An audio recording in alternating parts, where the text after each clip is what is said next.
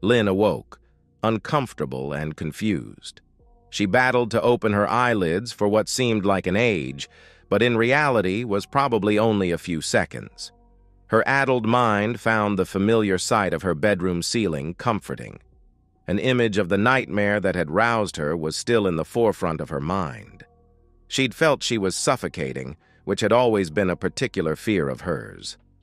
Once she managed to not only open both eyes but keep them open for more than a second, she noticed the trigger for her nightmare. John was lying asleep on top of her. His left breast to hers meant she wasn't bearing the full brunt of his weight. His hips between her still wide-stretched legs meant it was enough to restrict her breathing. Automatically, she shoved him sideways. He rolled onto his back and immediately began snoring. She tried to recall what had roused her from deep slumber.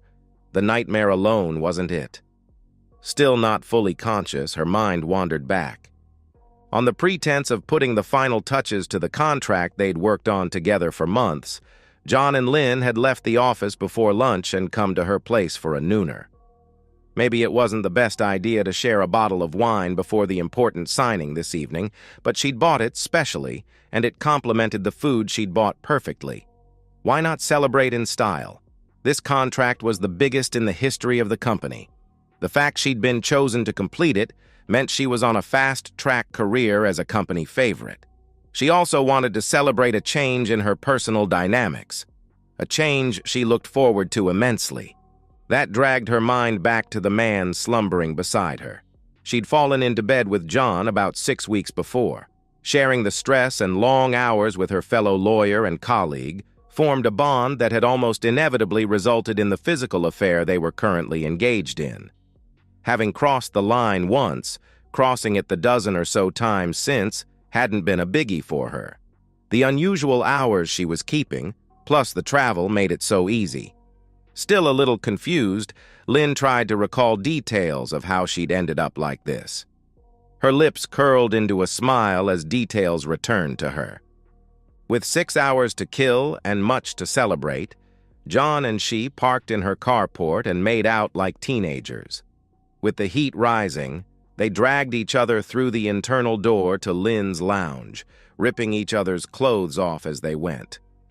Once they were both naked, Lynn forced John onto his back on the huge sheepskin in front of the fireplace. Going to the fridge, she returned with food, wine, and glasses. She straddled him but didn't allow entry. Every time he made to sit up and push her onto her back, she pressed him down. Lovingly, she fed him titbits from her organized picnic. She cracked the bottle of red and poured 2 glasses. Not being able to lift the glass to his lips from his helpless position, Lynn took a long draught from John's glass, held it in her mouth, then transferred it to John's via a deep kiss. Ah, this is the life, Lynn recalled thinking. Nice food, nice wine, and the anticipation of great intimacy to come. How could it be better? In the here and now, Lynn wondered how much wine she'd drunk. With effort, she thought back. Alternating mouthfuls for her, then ones for John, they damned near finished the bottle. That probably accounted for the metallic taste, coating the inside of her dry mouth. With a hunger for food satisfied, Lynn recalled retaining the last swallow of her second glass in her mouth. Knowing she had only a few moments of his helplessness left, Lynn reached over and took a mouthful of John's glass. Things became a little blurry after that. Memories of John pushing her off him, reaching down to sling her over his shoulder, and the heavenly trip up the stairs. She distinctly remembered him throwing her on the bed before doing the deed. Then, what? Lynn, still groggy, was confused. Not only by the lack of memory, but by the failure of the just recalled memories to excite her more than they were. A few seconds' concentration solved that last mystery. Her bladder was giving out urgent signals. Very urgent.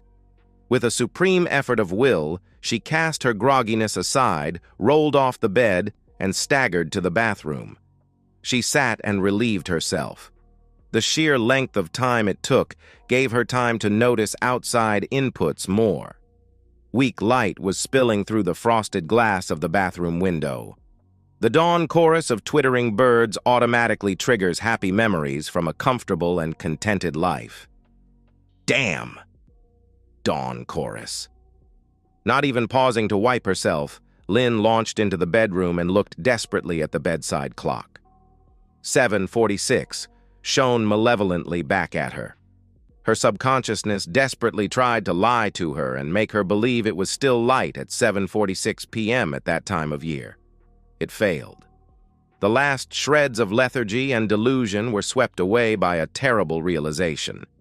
It was almost 17 hours after she and John were supposed to sign the most monumental deal in their company's history, and somehow, they'd both slept right through it. A chill paralyzed Lynn for seconds as she felt the bottom fall out of her perfect world. Her reflex was to get to work as soon as possible and salvage what she could. Taking the last 3 steps to the bed, Lynn shook John's shoulders violently until his eyes drifted open groggily. "Get up, you stupid jerk. We slept through the night. It's almost 8 and our jobs are toast." Lynn impatiently watched as what had taken her minutes was accomplished by John in seconds. He went from looking dazed to horrified. He jumped out of bed, staggered, then headed off downstairs to get his clothes. Lynn followed, almost pushing him down the steps in her haste. She instinctively knew that any further berating of him would slow him down, so she settled for giving him dirty looks. Even forgoing the time needed to put on her bra and just throwing on her discarded blouse and panties, John was fully dressed ahead of her. She had just picked up her pants, and he was sitting on the couch putting his shoes on when something made her look towards the front door. Confused, she noticed it was partially open with only the safety chain holding it back. Vague recollections of the sound of it being opened and rattling against said chain itched against her consciousness as being the cause of her arousal from slumber some few minutes earlier. She was still looking at the cracked door when a shadow moved against it. Something long whistled through the crack and hit the chain. The screws flew from the mounting bracket. The latch swung through an arc and smashed the glass pane above before the door crashed fully open. The sight that met Lynn and John could only be described as anger incarnate. Only a little over 5 feet tall but almost as wide, the woman of obviously Mediterranean origin stood there. The axe dangled from one meaty arm. Her eyes blazed as she glared around the darkened room before settling on the seated man and half-naked woman. Lynn heard, "Oh, hell, Maria!" gasped behind herself. "You little jerk! They were right! You've been doing the dirty on me while I've been out of town nursing Mum." If the irate, beweaponed she-devil uttered anything coherent after that, it was lost on Lynn. Seeing the axe raised and the first step towards them, she made for the stairs, only slightly hampered by the fact she had one leg in and one out of her pants. Halfway up, she was pushed the rest of the way by John taking the steps 3 at a time. They raced together to the only refuge available, the master bedroom. Through the locked door and their own panicked gasping, they heard solid footsteps clumping up the stairs. A moment's silence was followed by the crash of an axe thudding into the door. The flimsy barrier moved enough that it was obviously not going to be a permanent defense. Lynn retreated to the door of the balcony and threw it open. Internal debate on whether she was desperate enough to make the 3-meter drop was cut short as the tip of the axe finally made it through the wooden door. The sight of John accelerating towards her pushed the decision. She instinctively knew she didn't want to be the only one left alone in a room with that. Turning around, she grabbed the rail, forced her body over it, and lowered herself to her full stretch. Letting go, she dropped the rest of the way, landing heavily on her feet before falling on her back, winded. John, following the same logic as Lynn, vaulted straight over the balcony rail. Landing awkwardly, his ankle rolled under him and he gave an involuntary yelp of pain. Lynn, her heart set on escape, took off straight away. Instinctively, she made for the carport. Entering, she had her car door open before she noticed the strange car in the driveway blocking hers. She grabbed her handbag from the front seat and had just made it to the entrance when John painfully hobbled over. "Where's my car?" We don't have time for stuff like that. Lynn sped to the strange car, glancing around to check for signs of pursuit. Her eyes were drawn to the 4 flat tires on her car. Confused, she looked into the strange car. She saw one thing that was good and one not so good. The former was the keys dangling from the ignition. The latter was the manual gear shift. She'd never bothered learning that. Her options flashed through her mind until the noise of an angry behemoth coming towards her told her she had none. "You drive, John." "I can't, Lynn. My ankle is busted. You'll have to." The internal debate was useless. Lynn jumped in the driver's seat and John hobbled around to the passenger side. She started the engine just fine and then asked what to do next. John looked at her, terrified and confused, until realization dawned. He told her to press the pedal on the left, then rammed it into reverse himself. Somehow the car avoided stalling as Lynn released the clutch and hit the accelerator. As they shot backward out of the drive, a swinging axe put a large divot in the windscreen, right in front of John. Lynn backed up the street until the armed woman chasing them gave up. With the luxury of time, John coached Lynn through turning around. This included Lynn stalling twice. Lynn thought their first priority was to get to their work as quickly as possible to salvage the contract that had been put in jeopardy by their sleep-in. She was annoyed that, after the adrenaline of the past 5 minutes had started to fade, all John could do was complain about his sore ankle, then slump into semi-consciousness, rousing only when Lynn forced him to answer questions. "I take it that was your wife?" "Uh-huh," John replied. "How did she get the front door of my house open? It was deadlocked and everything. Thank the safety chain was on, or she would have caught us fully in flagrante delicto." That didn't require a response, so didn't get one. Just before they got to their destination, the engine alternately whining with over-revs or shuddering due to being in too high a gear, John roused. "Lynn, where was my car? I did drive it to your place yesterday, didn't I?" Lynn didn't respond. She was still a little disoriented by the loss of a big whack of time. Then being awoken this morning at a time she didn't expect, and in a very stressful manner, well, that threw her. She was only half listening to John's next words. "Can we stop for a coffee or something? My mouth feels like it's had a hamster sleeping in it. How much did we drink yesterday?" That brought to mind the taste Lynn still had in her mouth. She ran her tongue over her palate. There it was, a sharp, metallic taste. It tugged at her memory banks. She was distracted from those thoughts, firstly by John's snore, and then their arrival at their place of business. She elbowed him awake, and they headed for the office. Outside the door, Lynn looked at John's disheveled state, then became aware of her own unfettered breasts. She could only imagine how she looked. "Let's go into the bathrooms and clean up a bit. Meet me in my office, then we'll go and see Mr. Biggs." Neither took any notice of the receptionist picking up the phone as they headed for the stairs. They were each heading for the bathroom on their floor when they heard their names called. Mr. Biggs, the managing partner, was standing outside his office door. They couldn't ignore his crooked finger gesturing them both to enter his office. Preceding them in, he closed the door firmly, then walked behind his desk, glaring at them the whole time. Lynn saw herself reflected in John's unkempt hair, rumpled clothes, and haggard looks. Finally, Mr. Biggs broke the silence. "Care to give me some explanation on why I spent all last night and this morning trying to salvage a contract after you stood up our client? Why I couldn't get either of you bozos on the phone when they rang me at 6 last night?" Lynn ran various responses quickly through her mind. This was not good. It could put her career back a couple of years. This allowed a still groggy John to answer the uncomfortable questions.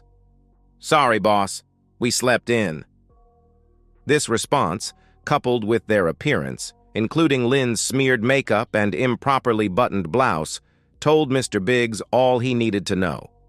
In all his career, he'd never seen two such talented rising stars commit professional suicide quite so effectively. He paused as a plan formed in his mind. Maybe he could salvage the contract, but only if he offered the clients a couple of heads on a platter.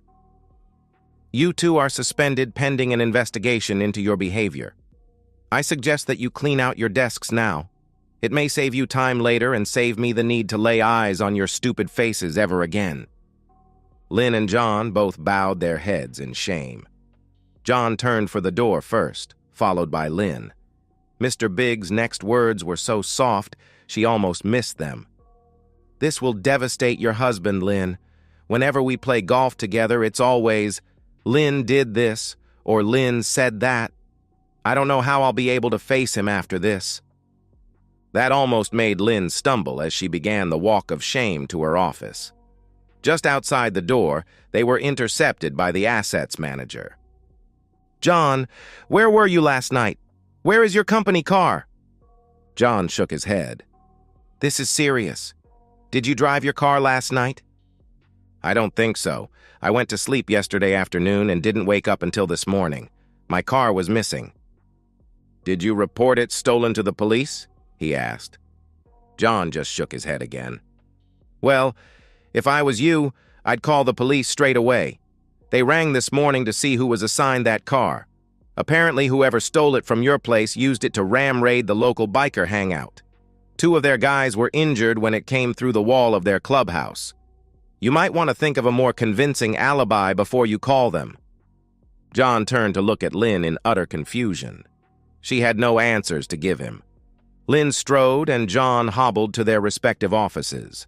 As they left with their personal effects in file boxes, they had to endure the indignity of the admin manager looking through the boxes to ensure no company equipment or data was being removed. Their colleagues stood silent witnesses as they were escorted to the door. They put the boxes in the back of John's wife's car.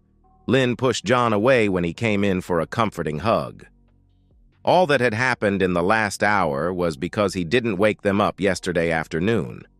Still stunned, they both sat in the front seat collecting their thoughts. John in the driver's seat. Lynn looked at herself for the first time that day, then at John, and saw them as their boss had. How bloody stupid had they been? John proved he was finally back to reality when he spoke next. Job and marriage toasted in one day, wow! Lynn was about to rip into him for his inane and unhelpful comment when a screech of tires drew their attention to the car park entrance. John gasped at what he saw. Damn! Carlos! He quickly started the car and gasped as his injured ankle depressed the clutch pedal. They took off, heading out the entrance. They passed John's wife in the passenger seat of the strange car. The driver was big and angry. He glared at them as they passed. Who the hell is Carlos? Asked Lynn. My wife's brother. He's bad news. I'm talking mob bad. He spent more time in jail than out, and he has never liked me. His first spell in the joint was because he beat up some guy at school for saying Maria was easy behind her back. Now you tell me, you clown, replied Lynn. As John sped away, Lynn was relieved to see the other car boxed in as it tried to do a quick U-turn.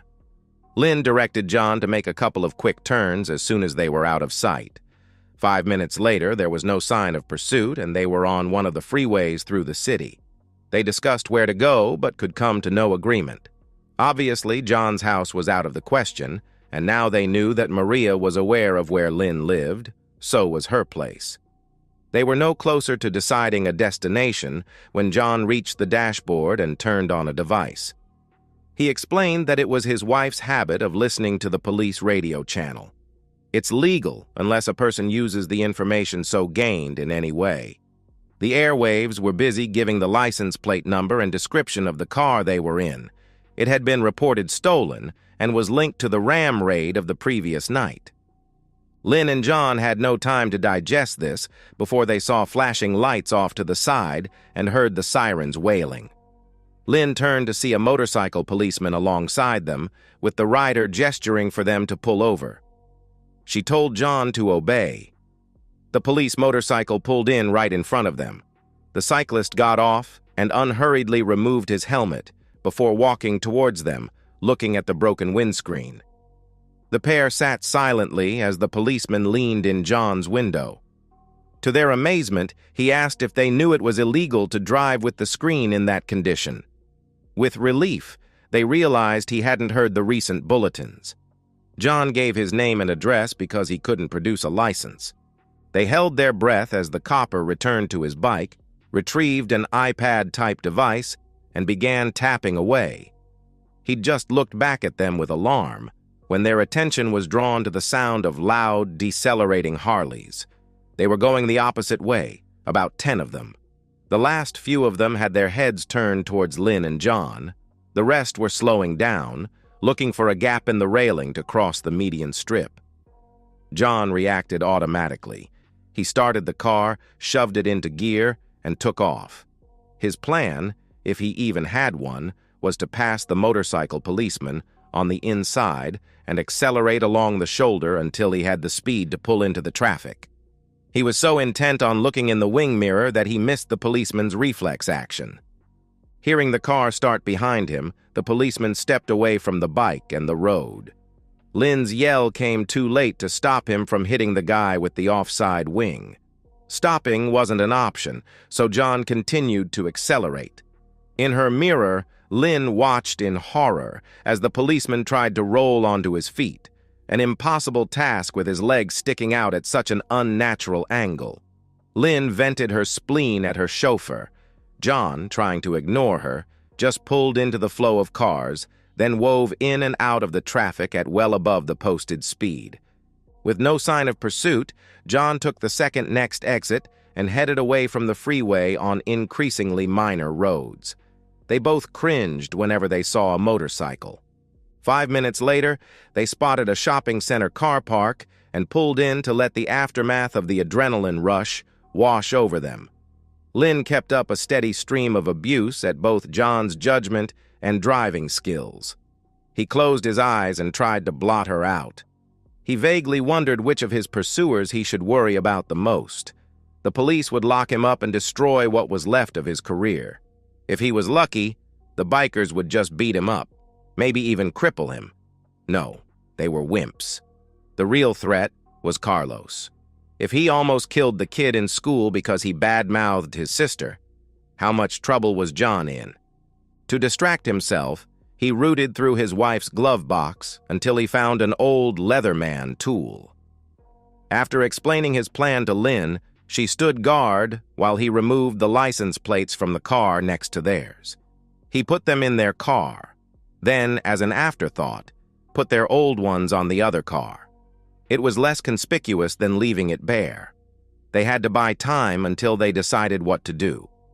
They then took off on the road leading further out of town, pulling into a secluded spot along a river. Exhausted and tired, they laid the seats back and rested. As an afterthought, John suggested Lynn turn her phone off to prevent it from being tracked. "What the hell do we do now, John?" "Buggered if I know, Lynn. I've got no phone, no wallet, and no money. If I turn up back at my place before she's had a chance to settle down, I'm toast. The same goes if I turn up at any of my family's places, I suspect. What about your place? They're probably watching it, but we could sneak in. Surely your husband will look after us, won't he?" I don't know if we'll get much of a welcome there," Lynn replied. "Why not? You said he knew about us and was cool with it." "I may have lied a little about that. Yes, he did know about us, but I may have exaggerated about how well he took it, so you could relax." "So you mean I have to watch out for an angry husband as well as everyone else? Jesus." "No, he's not like that. He hasn't a malicious bone in his body and wouldn't hurt a fly. He's a pharmacist, and I think they take the same oath as doctors, you know, not to hurt anyone." "So he didn't take the news well then?" asked John. "No, he confronted me last week. Knew your name and everything. Gave me an ultimatum. Me. Like an arrogant woman, though, I told him to get lost. I wanted everything. A career that was going places, a nice house and car, comfortable husband and family. I told him I demanded to have a lover that filled me up as well. If he couldn't live with it, I would get one of the partners as my divorce lawyer. He'd end up living in a shoebox, begging me to see the kids every month or so. I was bluffing, but he didn't know that. He lives for those kids. I half expected him to call my bluff, but he just stormed out. I haven't seen him since. The next day, I dropped the kids off at my parents' and met you at that motel. Last Monday, you remember? Despite everything they'd been through that day, John was horrified to be sharing a car and a nightmare with the creature Lynn revealed herself to be. It took minutes for the speechlessness to wear off. So, you gave him a choice? Put up with you messing around on him or lose everything? Why not? The law says I can get away with it, so why wouldn't I? Why look so shocked? Weren't you messing around on your wife as well? Yes, I was, but I didn't insist on ripping off to do it. Pardon the pun, John replied. Lynn shrugged. John saw Lynn in a whole new light. With his blinkers off, he realized that the smile he'd found so sensuous until now had a hard edge to it. He couldn't imagine such cruelty as the one she'd just blithely described, with all the signs of a clear conscience. For her part, Lynn wondered where she could get a drink. She still had that damned metallic taste in her mouth. She joined John in dozing until hunger woke her in the late afternoon. She roused before him and turned her phone on to send a quick text to her mother to look after the kids indefinitely. God knows what her parents were being told. When John woke, they pondered the known mysteries of the last few days to avoid the difficult questions like, what the hell are we going to do next? Not turning up for a contract signing after having obviously slept together had lost them their jobs, obviously. But what made them sleep for a solid 17 hours? Then, how had John's wife not only known where to find him, but had a way of opening the front door? They knew if it wasn't for the safety chain, they would both have had their skulls crushed in. They'd seen the look in Maria's eyes. They were stuck on this point when Lynn glimpsed Carlos's car cruising slowly down the road, through the trees. It kept going, however, and as soon as it disappeared around a corner, they took off the other way. John was angry when he learned that Lynn had turned her phone on earlier. He reached over to grab it and throw it out the window, but she protected it. Again, they turned off as quickly as possible and headed in a completely different direction. That didn't matter. They didn't have a destination in mind anyway. It was 2 hours before dusk when they passed a remote fuel stop about 200 kilometers from home. With a glance at the fuel gauge, John took the risk and pulled in. While he fueled up at the automatic Bowser, Lynn went in, used the facilities, and then grabbed some food before going to the counter to pay. 2 attempts at paying with her debit card were declined. She looked to see how much cash she had while the attendant tried her credit card. That was declined as well. Just then, the attendant looked over her shoulder and asked what her husband was waving at. Lynn turned and saw John gesticulating to her furiously. She sprinted from the office, deaf to the shouts of the shop assistant yelling about the food she still held clasped in her hands. She walked briskly to him. He was babbling about 2 bikers who had just shown up. One of them immediately got his phone out.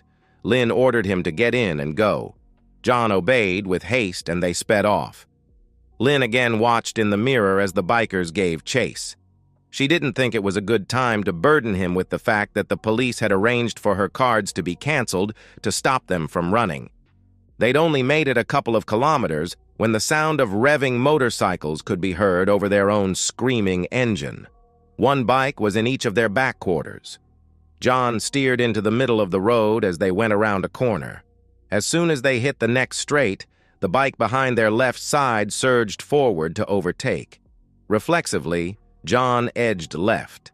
That allowed the guy on the right to seize the opportunity. He was level with the rear door before John saw him in the mirror. Purely on instinct, he swung the wheel to the right. He didn't hit the bike, but the cyclist's own reflex was to bear off, right off the side of the road. Lynn looked on in fascination as the bike went into the spoon drain before catapulting the rider off. She watched as his mate slowed and turned to assist him. John, with adrenaline running high, asked Lynn if she'd seen what was on the cyclists' jackets. When she said that it showed a guy in a Mexican-style sombrero, John groaned and explained that was the bandidos. a club with a violent reputation. Both driver and passenger anxiously watched the fuel gauge. John had only just started fueling up when the bikes arrived. Right on dusk, with the fuel gauge wrapped around the peg, John pulled off into a quiet country lane and killed the engine. In the last light of day, they could see some farms and outbuildings several hundred meters away. Sitting separate from everything else on a stand was what looked like a 10,000-liter tank, complete with a hose and nozzle. John reconnoitered in the gloom of early evening. Lights were on in the farm building, but otherwise no one was in sight. He checked that the fuel nozzle wasn't locked, and liquid came out when the trigger was pressed. He looked around in the gloom for some sort of container, but found none. He debated whether or not to turn his phone on and use the torch function. Concern about being traced through it won over the urge to keep moving. John returned to the car and, with Lynn, hunkered down to wait. The plan was to wait until midnight, push the car to the Bowser, fuel it up, and continue running. To while away some of the time until the lights went out on the farm, John and Lynn started talking about the strange events of the last day and listing who was after them. First, they'd fallen asleep while making love on Lynn's bed. That in itself wasn't strange, but sleeping for 17+ hours was. Unconsciously, Lynn grabbed the remains of the packet of potato chips she'd shoplifted from the roadhouse. Maybe they would remove the lingering taste from her mouth. Much of what happened since they woke that morning, or was it a week ago, was caused by John's car apparently being used to ram raid the local biker hangout. Obviously, it had been stolen, and given time, John could have convinced the bikers of that. That was all a little academic now after they'd injured one or worse, escaped from the roadhouse. Through the slightly optimistic eyes of those in these types of situations, they reviewed the motivations and intentions of those arrayed against them. John thought that his wife and brother-in-law would be satisfied by a light beating followed by a rapid wife-centric divorce agreement. The police? What did they know? Only that he'd knocked over and injured an officer and failed to stop. The failure to stop was justifiable, given the bikers. Would the injury result in jail time? They both considered it a small possibility. It was a justifiable accident, after all. That left only the bikers. John suggested that their reputation had been exaggerated by the media and they weren't actually as bad as everyone made out. Lynn kiboshed that optimistic line of reasoning. Her husband used to be in a biker club. He'd described a culture of crime that was an accepted way of life, and violence was endemic. Her husband's office in the club was in charge of stealing cars, either for sale or for use in their various nefarious activities. It became obvious to John that due to Lynn's memories of those stories, she was very, very afraid of the bikers. She went on to describe how her husband had escaped from the criminal life, got a straight job, and worked his way through university. It was obvious that Lynn was quite proud of her pharmacist. The car went quiet, and silence reigned until the lights went out in the farmhouse. Between John and Lynn, they pushed the car, with difficulty, over to the Bowser. Nervous and panting, John opened the fuel cap on the car and started filling it. It gurgled nicely into the tank until it overflowed. Hobbling back to the driver's side, he got in, started the engine, then floored it so the farmer wouldn't glimpse them and pass on a description. They'd just made it to the farm gate, about 50 meters, when the car hesitated. 20 meters later, all the lights on the dash went on as the engine stopped. Looking out the back window, Lynn urged John to get it restarted. Despite continuous cranking, it refused. A horrible thought occurred to Lynn. Is this car petrol or diesel? Petrol. Needs 98 octane, I think. And what was in that browser? Most farm equipment runs on diesel, doesn't it? How the hell should I know? I'm a city boy, John replied. They both began yelling at each other and still were when John's door was wrenched open and the farmer dragged him out. Pressing him to the side of the car, he demanded, loudly, to be told what the hell was going on. Lynn used the opportunity to jump out. The car was in a gateway, and there was no room to get between them, so she was forced to go around the back, then along the driver's side. As she passed the struggling pair, she saw a short length of a tree limb, about 75 millimeters thick and 900 long. It was bad enough being on the run. The thought of being on the run alone was terrifying. With only a second's hesitation, Lynn picked up the log and, with no style, whacked the farmer over the back of the head. He went down like a sack of spuds. Wide-eyed, they stared at each other. Then John hobbled after Lynn as she fled toward the highway, using her impromptu club as a walking stick. They didn't hesitate when they reached it. Just started walking in the direction they'd been going all day. Towards nothing. Away from everything they knew. They threw themselves off the road every time a car came along. 2 hours later, they passed a sign saying the next town was still 10 kilometers ahead. They were both mentally and physically exhausted. John's ankle hurt like hell, and Lynn was starting to get blisters. Spotting a lone barn, they forced a way through the fence and made for it. There was enough hay in it to provide an adequate bed. They both fell into a troubled sleep. Day 2. Lynn woke way before dawn. Still tired, hungry, and thirsty, she was a little confused, not realizing where she was. The metallic taste, still in her mouth, brought the unpleasant memories of the previous day crashing back. Strangely, her first coherent thought was of her children. Her recent entitled, selfish mantle aside, Lynn loved her children. If she could avoid being killed or thrown in jail, she would go home, hug her children like never before, and wait for her husband to come groveling back to her. With time, things could go back to normal. Delusions, all of them, but believed by a famished, thirsty, exhausted, and desperate mind. How much trouble was she in? Lynn asked herself. John's wife and her mob brother were after John. If she could get to the police, they would protect her. It was John's car that had been used in the ram raid, and John who'd knocked that biker over. They were after him, not her. Again, the police could protect her from them. That left only the police to worry about. What had she really done wrong? Pilfered some stuff from a roadhouse without paying. Hardly a custodial offense.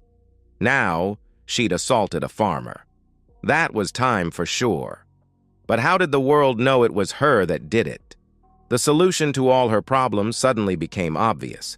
If she left John sleeping and got to the nearest police station first, she could lay just about all the blame on him, even claiming the assault on the farmer was him. After turning him in, all she could expect was a slap on the wrist. Once the world knew where he was, they'd forget about her, and she could sneak quietly back home. Lynn examined her conscience with this plan in mind. Could she do that to her lover? Like most relationships that come out of cheating, Lynn realized theirs was doomed from the start. He was just a new guy when she needed one. Besides, he was a cheater. She'd never trust him enough to have a long-term relationship. Lynn smiled to herself and prepared to sneak away from the barn. A faint rustling noise caught her attention. In the moonlight, she saw John quietly picking up his shoes and heading out of the barn. Instinctively, Lynn knew what was happening. After his own internal debate, John, the rat, had decided to stop her, the little jerk. Enraged, Lynn sprang to her feet, picked up her walking stick, and brought it down on John's head. He went down and stayed there. Removing his shoes, she threw them in separate directions into the darkness. Lynn's plan was modified. She'd claimed self-defense when it came time to explain this episode to the police. Jaw set, Lynn strode toward town. An unknown time later, Lynn risked turning on her phone briefly to check the time and distance to town. She was almost done when it began operating and changing screens by itself. In a panic, she realized that it was being controlled remotely. Only one person could do that, the person whose phone it was paired with. Why would her husband be trying to find her? No, she thought. The police must have insisted he give them his phone. Lynn quickly removed the battery and restarted toward town, ears ever vigilant for the sound of approaching traffic in the pre-dawn darkness. As she walked, she plotted. She would accept her rap on the knuckles, then demand her husband come back home. If he played up, she'd use her secret fund, siphoned off her salary into a separate bank account, to divorce his back. Not working and not in a hurry to get another job, she'd demand maximum child support while making it impossible at every turn for him to see the kids. After the appropriate amount of groveling, she might take him back, and this time, if he objected to her taking a new lover, he'd know exactly what was in store for him. Before she was a third of the way to town, even her seething rage couldn't mask the pain of her feet from the inappropriate footwear. Even her blisters had blisters. But stagger into town she did.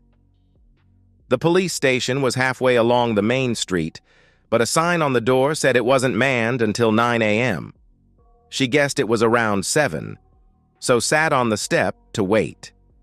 She had no idea how much time passed, but gradually became aware of a mounting roar. It penetrated her overloaded, tired brain that it was the sound of motorcycles. Many, many motorcycles. Leaping to her feet, she ran around the side of the police station and hid in some bushes.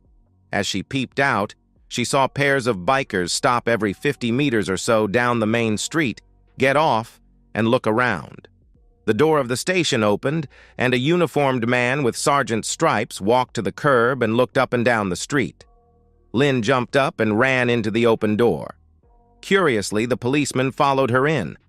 The sergeant was very interested to hear who she was. When she told them where John had been when she last saw him, he jumped on the radio and briskly gave orders to his unit on patrol. He then made some other calls before interviewing Lynn properly. She was very cooperative, and soon he had a witness statement attesting to 2 assaults by motor vehicle and an assault on the farmer. Partway through, a groggy John was brought in. The sergeant took one look at him and called an ambulance. When it arrived and John was stretchered up and loaded, the bikers closed in but were kept at bay by the police escort. As the ambulance and escort drove off, Lynn, peering around the doorframe, saw John's brother-in-law sprinting for his car and a ton of bikers racing for their rides. Things quietened down again, and Lynn finished her statement. She denied knowing anything about how John was injured. With only shoplifting to her name, Lynn was formally charged and told she could go. With her part in the serious injury of an officer, the police weren't at all cooperative about letting her use a phone, and her mobile having gone flat, she decided to walk to the nearest payphone to make a call. To who, she hadn't yet decided. Suddenly, all hell broke loose in the station. Gradually, Lynn pieced the story together. The ambulance and escort had been hijacked by unidentified bikers and others. Luckily, no one resisted, and everyone was unharmed. John was missing.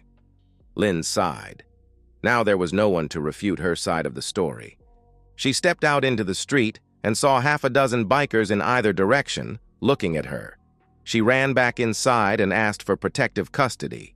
Still, in an unforgiving mood, the sergeant laughed and asked for what? Shoplifting? She was told that as it was public property, they couldn't force her to leave until 5 p.m. when they closed. Lynn begged and pleaded, but the sergeant was vindictively adamant. Just before 5, she checked to see if the bikers were still there. They were. Lynn, sore, hungry, tired, and weary beyond belief, felt she had no choice. Dropping her chin to her chest, she turned and walked back into the station. 15 minutes later, the sergeant had a confession to 2 serious assaults, and Lynn took residency of a nice, safe cell. Lynn's husband put down the phone. The call from his lawyer had told him not to expect his wife home in the next 5 years or so. It also predicted one of the quickest and most one-sided divorces in history. He glanced toward the tempting bottle of Lafroig. He'd been nudging the bottle a little much in the last month or so, ever since his and Lynn's wedding anniversary. He'd been at work and needed the date for a form. Glancing at the calendar, his heart sank as he realized it was their anniversary. Like the last time he forgot it, he predicted he was going to cop a flogging when he got home. He was just in the middle of arranging to leave early to buy a gift when Lynn rang. She had to work late that night, She'd obviously forgotten their anniversary as well, which was very, very out of character for her. Something must really be distracting her. He did leave early and did buy her a nice necklace, then was home in time to meet the kids from school and make them a healthy dinner. Lynn came home after 9, and he looked at her unemotionally for once. She avoided coming over for the customary kiss or even making eye contact. With blinkers off, he could see she was freshly showered. The hair on the nape of her neck was still damp. There was no mention of the missed anniversary. He was lucky that she was so busy hiding her own demeanor that she totally failed to spot his unusual one. The rest was easy. He waited for her to work late again, followed her from her office to a restaurant, then a motel, noted her lover's number plate, and then did his research. He had no plan when he confronted her. For the sake of the children, he may have forgiven her if she'd been suitably remorseful and convinced him it would never happen again. Her actual reaction shocked, appalled, but most importantly, offended him. He left to calm down, to avoid physically hurting her. Cheap, commercially available, telephone and email bugs provided the data necessary to fulfill the rest of his plan. The whiskey bottle beckoned to him still. Why not? The kids were in bed, it would be harmless. That made him sad. Tomorrow he'd have to have that conversation with his kids. They wouldn't be seeing their mum for a while. Well, not unless she found another source of bail money. That was a conversation he really wasn't looking forward to. He thought back to the paperwork shuffle he'd accomplished at work today. With luck, and only a cursory audit, the missing sleeping pills would never be missed. If one of 6 customers actually counted the pills in the bottle and reported them one short, then he'd get a slight rap on the knuckles. He idly picked up his phone and deleted the tracking program. Then he deleted a few contacts he would never need again. Lynn, Maria. Checking his bank balance online showed him that all their old joint account balances had been transferred to his new account. The balance was consistent with the contents of Lynn's secret account being added as well. As soon as he'd come to terms with the fact his wife could be deceptive, he'd gone looking. The arrogance of the woman, putting the statements in a folder next to the regular accounts, relying on the fact that he took little interest in the family finances, them being her domain throughout their marriage. Her password had been predictable. He shook his head. How long had she known him? Did she really believe he'd contemplate for even a second leading a life of humiliation? To give up the pride he knew was the cornerstone of his belief system? She knew he would die for his kids. How much easier it would be to kill for them. He rubbed his sore knee. Bloody cheap Japanese cars. The dashboard shouldn't collapse after the car hit one itty-bitty little brick wall. He poured himself a generous tot. For medicinal purposes only, you understand. Pulling out his checklist, he double-checked everything was completed, then lit it with the firelighter and threw it into the fireplace. As he watched it burn, he scoured his brain for anything he'd missed, but once again could not find a base uncovered. He took another sip, and for the first time in weeks, fully relaxed. That'll do, Dave. That'll do. And so, we've reached the end of today's story.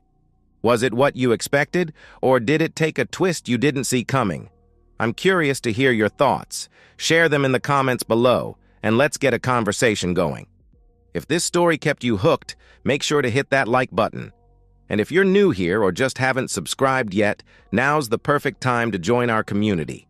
I bring you fresh, captivating stories every day, so click that subscribe button and turn on notifications so you never miss out. Thanks for watching, and I'll see you in the next one.